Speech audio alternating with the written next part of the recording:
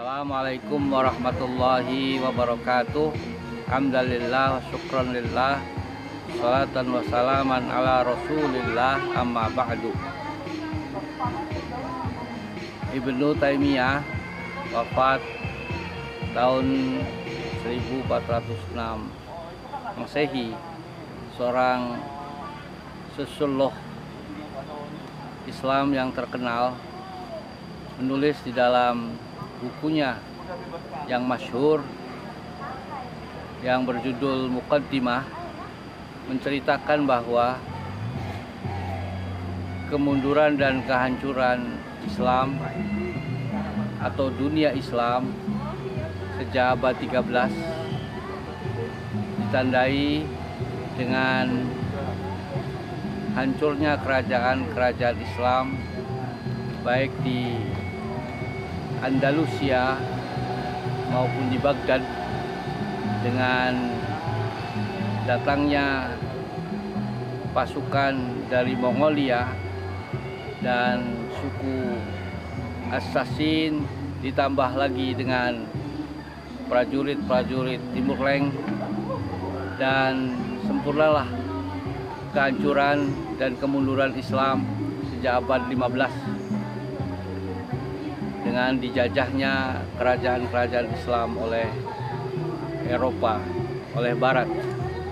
Dan Ibnu Khaldun menceritakan mengapa umat Islam mengalami kehancuran dan kemunduran. Dan puncaknya adalah pada abad ke-16-17, hampir seluruh jazirah Arabia, Afrika, dan bahkan Asia yang terdapat kerajaan-kerajaan Islam di bawah penjajahan kolonialisme Barat. Dan Ibnu Khaldun menceritakan bahwa ada 3 penyebab kehancuran dan kemunduran umat Islam pada abad pertengahan dari sejarah peradaban Islam. 2 sebab itu ditimbulkan oleh internal umat Islam itu sendiri.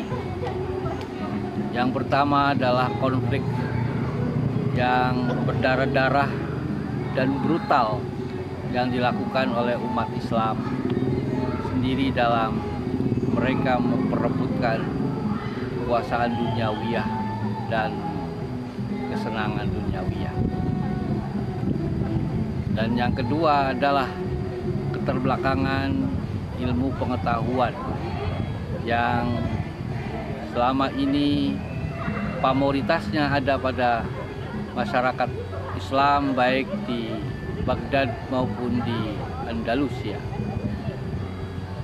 Dan penyebab eksternalnya adalah serangan yang bertubi-tubi di beberapa wilayah dan kawasan dunia ini oleh penjarahan-penjarahan, peperangan-peperangan yang dilakukan oleh pasukan Eropa. Maka hal yang penting ketika kita memasuki zaman kebangkitan Islam, maka 2 hal itulah yang secara internal yang harus diselesaikan oleh segenap umat Islam dimanapun umat Islam itu berada, baik di barat maupun di timur. Yang pertama adalah menguatkan solidaritas, ukhuwah, persaudaraan, dan persatuan umat Islam.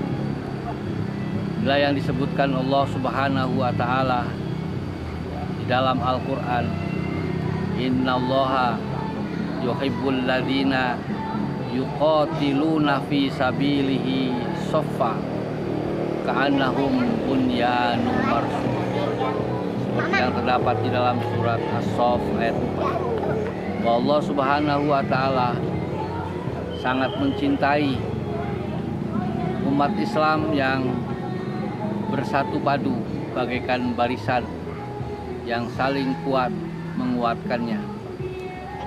Dan Allah Subhanahu wa Ta'ala menyukai, mencintai umat Islam yang bersatu bagaikan barisan yang kokoh dan kuat. Dengan demikian bahwa setiap muslim dimanapun hendaklah menjadi holo pada setiap kubang-kubang yang sudah, lubang-lubang yang sudah ditanam oleh umat Islam, dengan saling memobilisir, mendorong, membantu, bukan sebaliknya saling berebut menghancurkan satu dengan lainnya. Dan yang ketiga, bersiaplah untuk